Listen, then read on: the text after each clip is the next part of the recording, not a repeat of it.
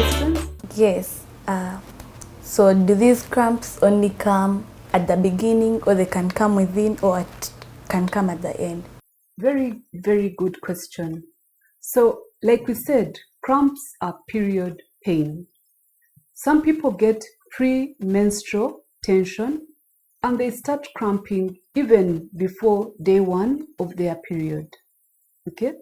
And some people cramp all through the period. That is between 2 days and 8 days. But typically, the real tough pain is the first 3 days. And yeah. So you can't have it after? Unlikely. Because remember what we explained. When people get cramps, they are releasing blood from the uterus and even the egg, and it's coming out. After the period, the cramps cease. They don't continue. Okay. How can one know that they're going to begin their periods? There are signs that happen, and first of all, we have to understand that the first time a girl gets their period, that is called menarche. It starts way back 3 years before, when your brain starts pouring out hormones, your ovaries also start pouring out hormones, and you're growing up. So when the breasts come and they don't go back, about 1 or 2 years later, that's when the period will start. Okay? And in Uganda, we've seen it typically occurs between 10 years and 14 years. What if you have it like at 17, like you begin at 17, 18? Is it normal that you didn't begin at 14? Yes, some people are late bloomers, and yes, those are late onset menarche. But obviously, if somebody doesn't get their period by 14, 15, I would start to worry. But yes, some people get their period at 17 years, and it's normal. Okay, so are you ready for the demonstration? Yes. Okay. Maybe before the demonstration, I need you to know that when you're starting your period, it's so important for you to be clean. Remember, when the uterus opens and is releasing blood, that means your body is very likely to be in touch with the environment. And the environment has a lot of bacteria.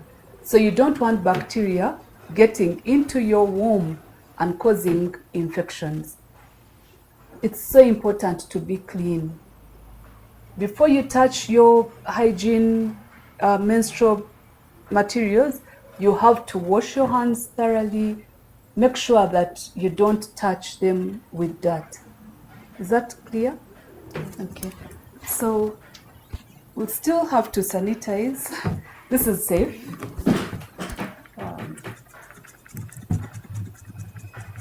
Like really, you can wash your hands.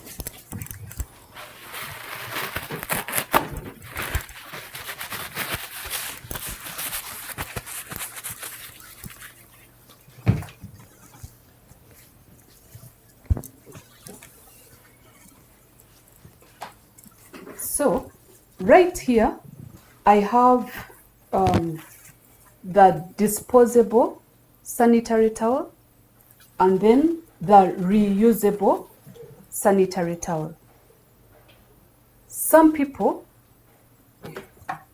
it's up to you. It's the cost, it's your ability to afford, etc.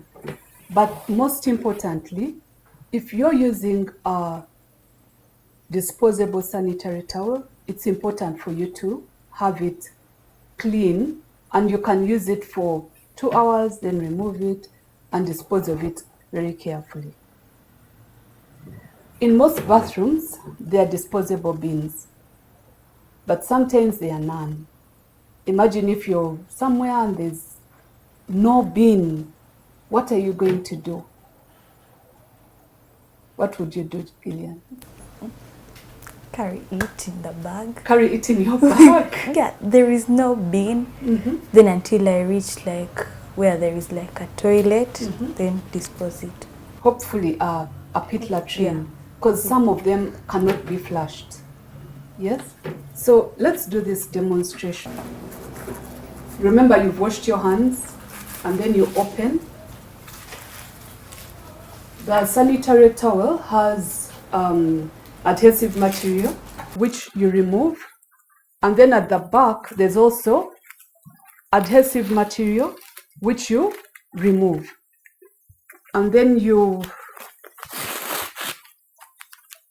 apply it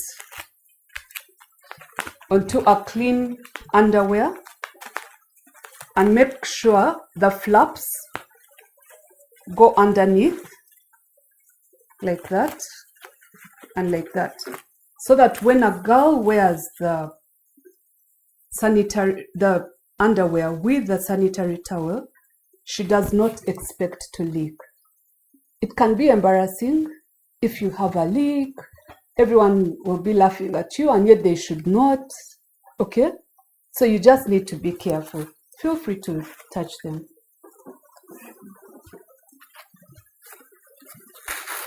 Okay? Are you comfortable with it? Maybe you could demonstrate how to put it on, so that I'm sure by the time you leave here, you know what to do.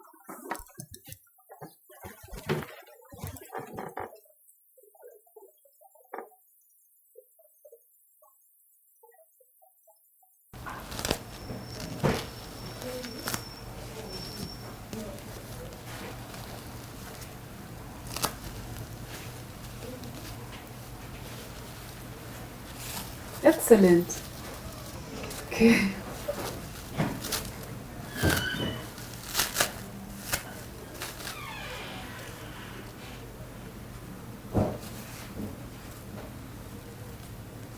Okay. And then obviously you wear the panty. You don't have to put on two, it's just one. And when you feel the flow, with time you get used. When the sanitary towel is full, then you can remove it, wrap it properly with the flaps inside.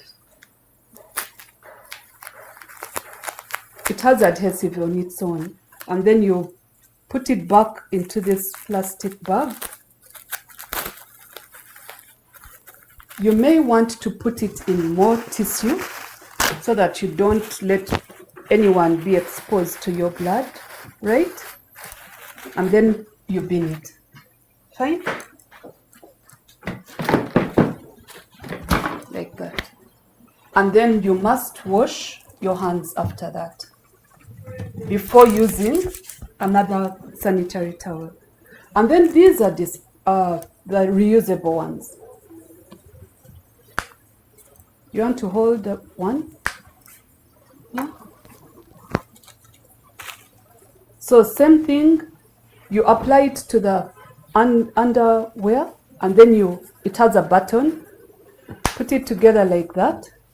Now with these reusable ones, after using, then that you can keep in your bag, right? Because you're going to wash it with a lot of water and soap, and you hang it out to dry in a safe place, preferably where there is sunshine. Okay? I know that some girls in the rural areas especially, they don't have these fancy things. They may want to use a piece of cloth. And I've told girls several times that they can use a clean towel, right? And cut it up into several parts and still use them like the way they use the reusable towel. Okay? So for these reusable pads, it's so important that after you've used it, again, you're going to wrap it carefully, okay? And again, use your tissue. Remember, you're going to have to reuse this one. Keep it safely. And then get a plastic bag or a leak-proof bag and keep it safely in your school bag or your handbag.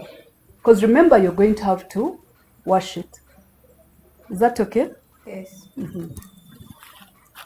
So, I know that there are girls out there who don't have the opportunity to buy disposable pads or even reusable ones.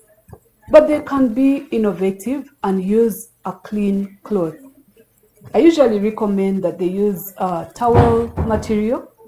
So you cut it up into strips, and when you're reusing it, you still have to wash it carefully and hang it out to dry. Now you may be asking me, for how long can a girl wear a sanitary towel? Please do not wear the sanitary towel for the whole day. Because remember, when blood gets in contact with air, the smell won't be very palatable. So you time yourself, and after every 2 hours, you repeat the process. So, ready to go? Would you like to use the bathroom? Yes. All right.